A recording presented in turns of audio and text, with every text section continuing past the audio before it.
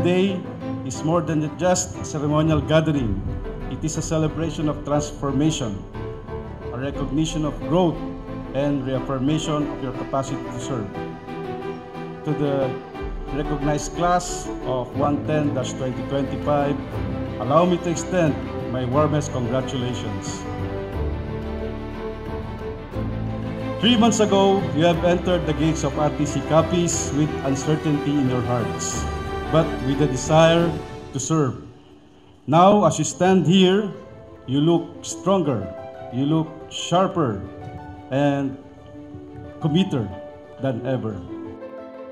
What you have endured so far, the morning drills, the intense physical fitness tests, the rigorous routines, those are not meant to break you, but to build you. Today's recognition is not a reward. It is a checkpoint. It confirms that you are worthy of moving forward. Behind every successful trainee is a family that believed, sacrificed, and prayed in silence. This moment is your triumph.